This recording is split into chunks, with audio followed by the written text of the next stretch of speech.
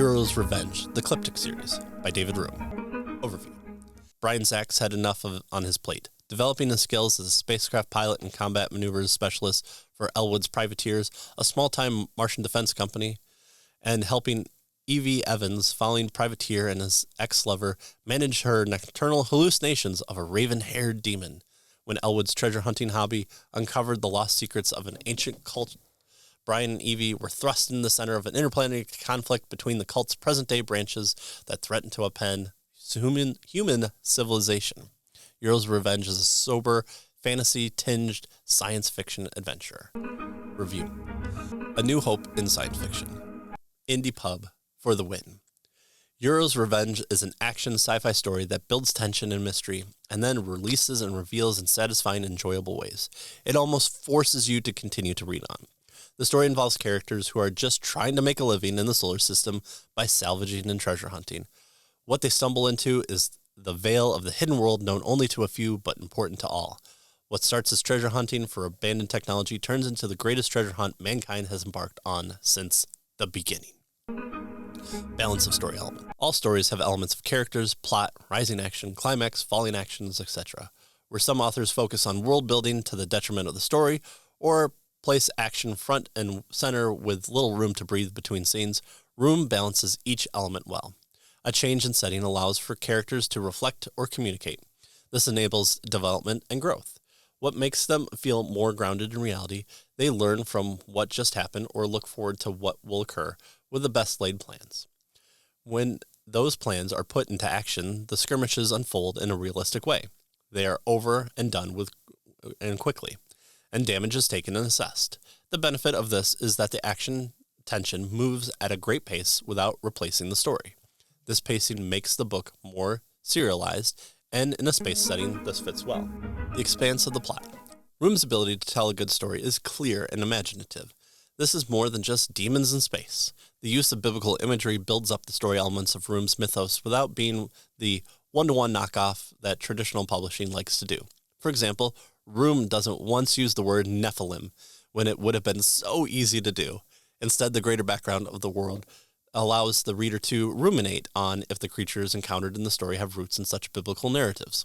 Room might not have included all the details of the book purposely, but it's clear that the author has the world in the background flushed out. This is seen in the well-done exposition scenes.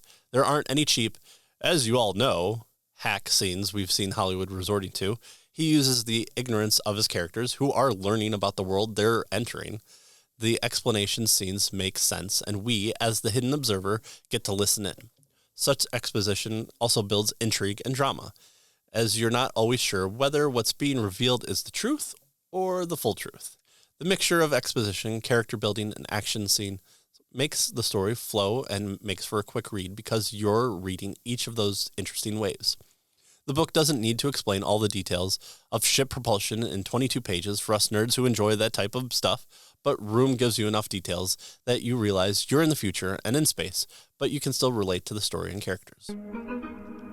Those who have the curtains pulled back.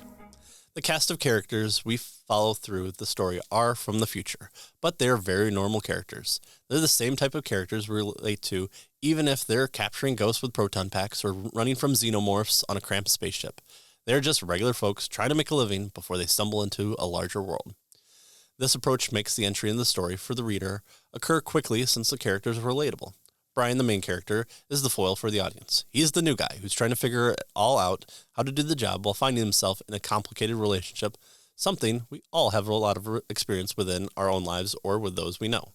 When the main story hits, it hits quickly, and the confusion you feel as the reader is reflected in Brian and even some of his fellow crew members. Elwood, Bird, and Eric each stand out in being normal in extreme circumstances, even if there are special plot points about them. No one is an expert marksman without trying, or who's able to take several bullets to the chest and just yell and continue to run around. They're also normal because they're good people who have their flaws.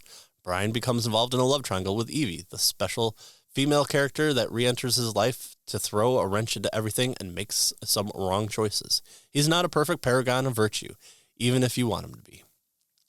Evie is no Mary Sue, but she's not a helpless damsel. She's the best shot of the team, but has a history of seeing demon-like characters at night in her room. Space demons? How can you not want to read about that? Evie is someone you understand why Brian wants to be around. She is not a shrill character who slingshots back and forth from loving to emotional, nor are you going to find her shaving one side of her head and calling for the death of all men.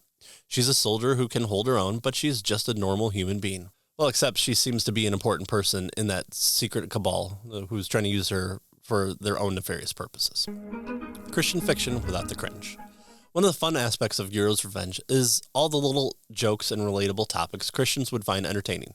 The different names of ships or conversation characters have on the cessation of sign gifts show these characters to be realistic Christians who have their differences, but not to the detriment of their friendship. This helps with separating characters who are already up and running in their world. In similar fashion, the flaws of the characters, such as engaging in relationships outside of marriage or using bad language when the situation makes sense to use it, add to a sense of realism to the story. These make them feel like people and not entities who embody the author's belief of what Christian behavior should always be. It also causes you not to always trust a character, leaving you unable to always guess what will happen next. There are times when I would have thought characters would have made a bigger deal with big revelations, like, for example, with a small spoiler, when the existence of the soul is confirmed. Maybe in a world where we live on Mars and have to deal with cults of power, those revelations would hit differently. I don't know. Room does so well in the use of Christian motifs in the story. It feels like a very possible unseen realm storyline that flows from a world which acknowledges that God is real and the supernatural has a special relationship with the physical world. Room doesn't just take the biblical story of Eden and use it for his own purpose and his own storyline. He builds a world that entities from that world would attempt to recreate an Eden-like power source again, and this might not be the first attempt. The book acknowledges God's ultimate story while setting the story in a futuristic world of spaceships, Mars colonies, and governments who overreach their mandates for greater power control. You know, fiction. Room provides some help with some possible character confusion with a flowchart at the beginning of the book. These characters appear later in the book, and I would have to refer to this a number of times. I still got lost at who was who and what was what. Those who have experience and enjoy reading family tables and fantasy novels would scoff at my struggles, yet the story makes clear who I'm supposed to be rooting for or jeering at. A world still with questions. Uriel's Revenge doesn't reveal all the secrets of the world, and one would expect at the conclusion of the novel for there to be more to the full story, one known only by the author and capital A, author. Satisfying characters with a great mythos created on the backbone of the greatest story ever told allows us Christian readers to enjoy reading science fiction again. While this is a book written to appeal to Christians, this is able to be enjoyed by those who like a world to be built in a single novel with characters you understand and why you're rooting for them. The flow of the book reads like a mini roller coaster, and it's easy to stay up a bit too late at night to get to the next valley to breathe with the characters. Check out Uriel's Revenge. Pick up this book and enjoy reading simply a good story. I read it with a small group of friends, which made the discussion of the book just as fun and dramatic as reading it the first time. We got our revenge on Uriel's Revenge. Final grade,